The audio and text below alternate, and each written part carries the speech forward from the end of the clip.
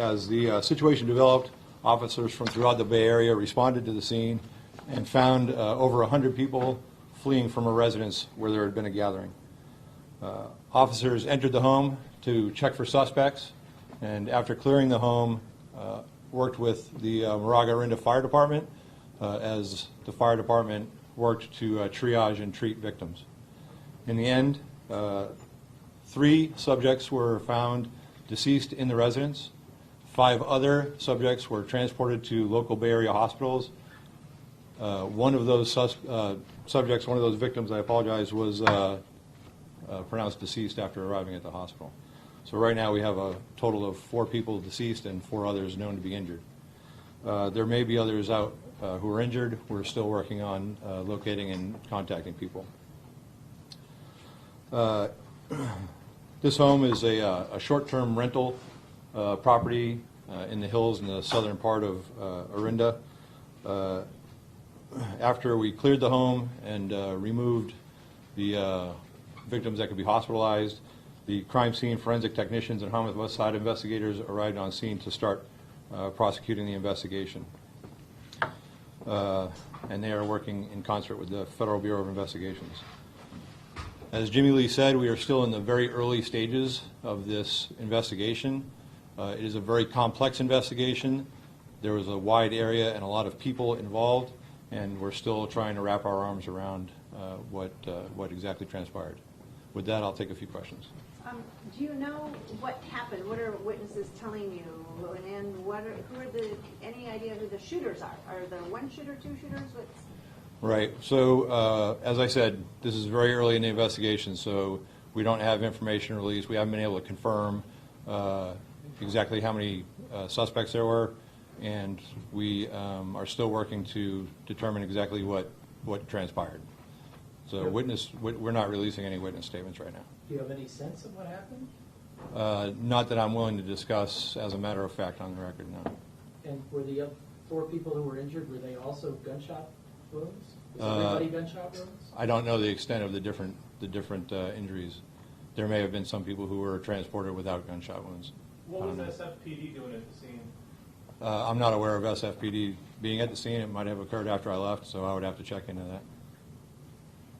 What could you say that the neighbors have been really nervous around there today, all night and this morning, wondering whether there was potentially a gunman on the loose in the neighborhood? What would you say to them? Yes, ma'am. I appreciate the question. We have absolutely no reason to believe right now that there's an ongoing threat to anybody in the community. Family at the hospital said that they're very concerned about their images or anything being shown because they think the suspects are still at large. Nobody's been arrested in our case right now. So why is there a sense that there's no longer a threat if the suspects are still alive? We don't have any reason to believe that they stayed in the area. We don't have any reason to believe that they were from Orinda. The house was rented by people who were not from Orinda. Where are they from? Can you say? I cannot say. Chief, what can you say about the use of ring or nest cams? Also, do you have LPR license plate readers here? We do have 2 reader cameras in the town, and I'm sure that our investigators will comb through the entire area to locate any cameras that might be of assistance in the investigation. The neighbors have been telling us that that house has been a problem before, and that the city of Orinda was trying to take steps to make sure that these large parties weren't occurring there, given that it's a short-term rental. Can you talk about a history there at all, whether your department or if the city has a history of trying to mitigate or deal with this house? I don't have a call history for the location. That's something that we'll have to go through during the course of the investigation, and I would have to defer to the city for the other part. Can the city, someone from the city address We'll that? have the mayor and city. Chief, can you tell me what was found inside the house? There was a party, so was it alcohol, drugs? Right, I can't go through what was at the scene of the crime. Can you tell us where the victims are from? I don't have that information right now. The investigations unit is still working right now to make identifications and notifications. Do you have genders? I don't even have that right now, no. Jody, once we get the next of kin notifications made, we'll have an update press release where we can ID the victims.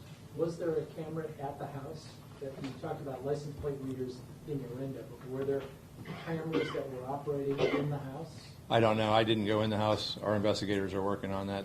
The crime scene investigators are still in the house cleaning it right, or processing it right now. Do you have any reason to believe that this shooting emanated from something in another city? We know Oakland police have put out a statement that they're assisting you.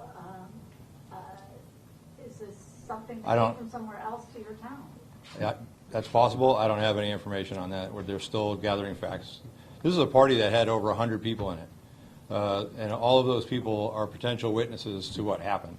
And we're working to locate as many of those people as we can and obtain statements from them. Do you have any description of the suspects? Not that we're willing to release right now because, like I said, we're still working on gathering as much information as we can. If anybody does have any information that they can share with us, if they were at the party or if they know something that would be useful to us, we would ask them to call 925-313-2600.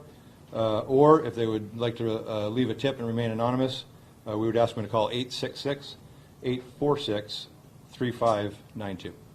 Chief, can you go again and describe the scene of the initial officers when they first arrived, what they came up against, what they found? Just kind of paint the picture of what they first encountered. So for those who might not be familiar with the neighborhood, these are tight, small, windy, very steep roads.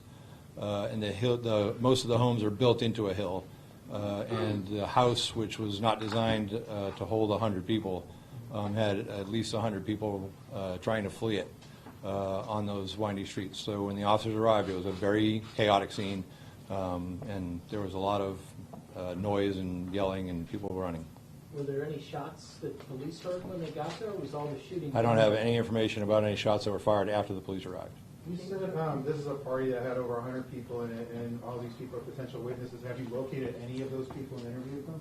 We have located some, and the investigators are working to interview those folks. Can you talk about the weapon used? There's some reports of some high-powered... I don't have any information on the weapons that they use right now. Two more questions. When you talk about the investigators, what all the jurisdictions are supplying you with additional investigators to help with this? Who's helping you? Yeah, the Contra Costa County Office of the Sheriff Homicide Unit is leading the investigation.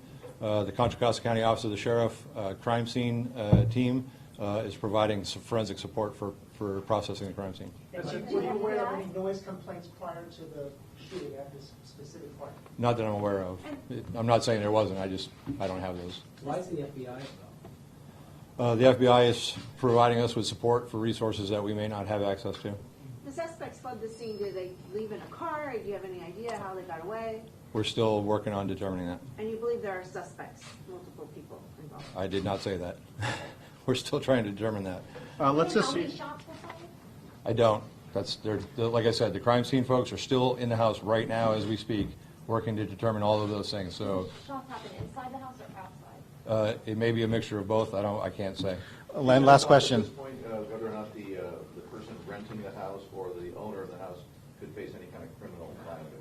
We haven't broached that possibility. Right now, we're trying to wrap our arms around what we have in front of us. That'll come later. Chief, can you tell us what the owners, what they said, what they thought they were renting to, what they thought was going to be happening? I have not spoken to the owners. That will be part of the ongoing investigation. All right, let's wrap that up. Thank you very Thank much. you very much. Mayor Inga Miller, Orinda City Mayor. Come on up. Thank you, Jimmy, and thank you to all of you who are here today and join us on this somber day for the city of Orinda. We've lost 4 people to violence in our community last night, and we have 4 more in the hospital. And as a show of our loss, we have lowered our flags to half staff and understand that the school district is in the process of doing the same. Our hearts go out to the families who are learning about their loved ones at this time, and those who are in the hospital hoping for the best for their relatives, and we're doing the same. This is a tragedy of unimaginable gravity. We also are very concerned, and our hearts are going out to the neighbors and the people in the neighborhood here in Orinda who have had this happen in their neighborhood and the shock of that. And there are resources available.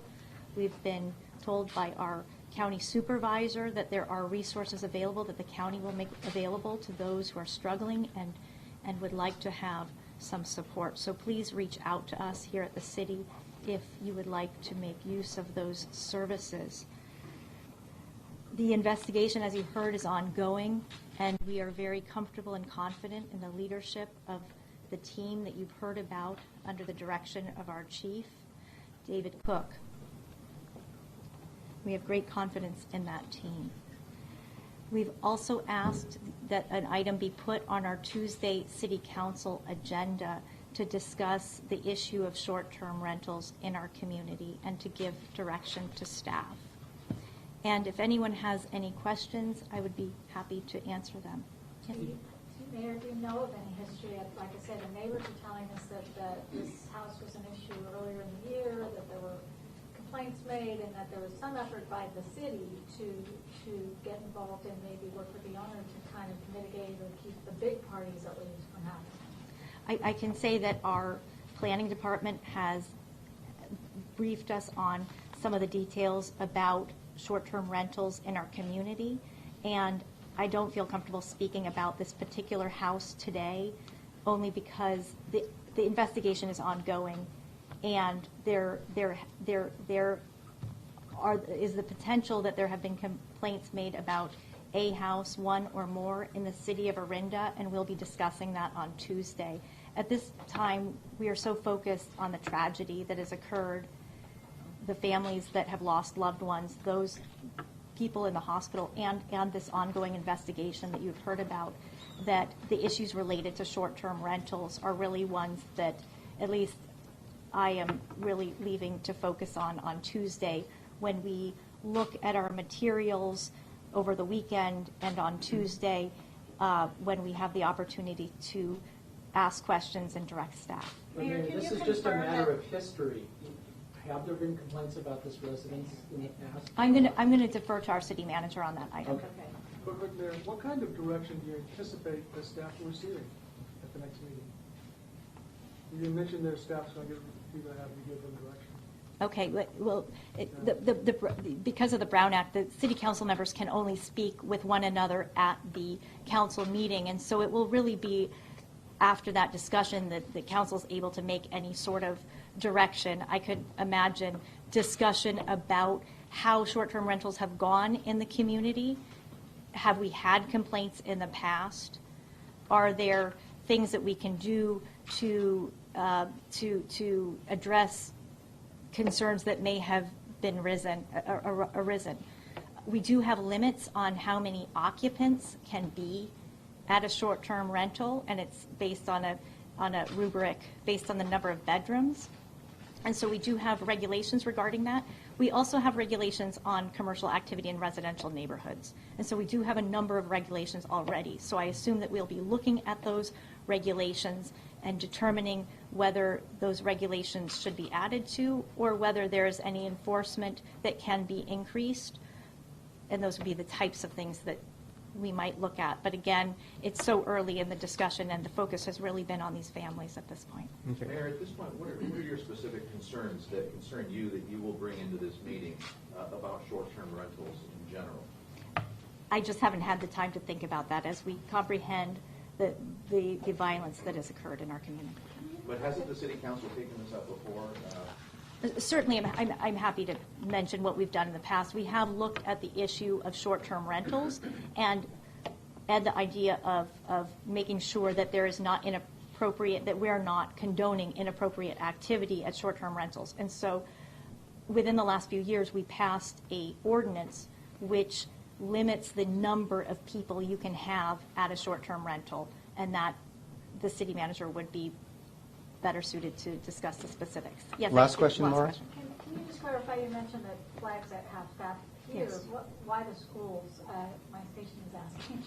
I see, and I'm not, you might ask the schools specifically. Just as a show of We advised the school district that we were lowering our flags. So I would direct any questions to the schools as to whether they are doing that, in fact. Okay. Thank you very much, Thank you. Mayor. Okay, coming up next is the Orinda City Manager, Steve Salomon. Thank you. What my major purpose here is to give you some information on the short-term rental on Lucille where this happened. As the previous speakers mentioned, the city has a short-term rental ordinance that requires registration. This property was in fact registered. The ordinance states that there will be no more than 13 people at the rental, and from what you heard from the Chief Cook, this event exceeded that.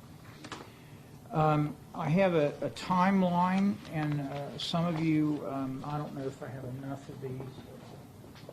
I'd appreciate it if you would pass those around. If there isn't enough, I can get more made. You can see that this property was registered on 11/21/2018. There were two code enforcement cases in relation to this. They were both situations were brought into compliance, and the code enforcement cases were closed. We had not received a complaint in some months since last July, I believe, and in fact the first complaint came in last night in relation to the party that was going on.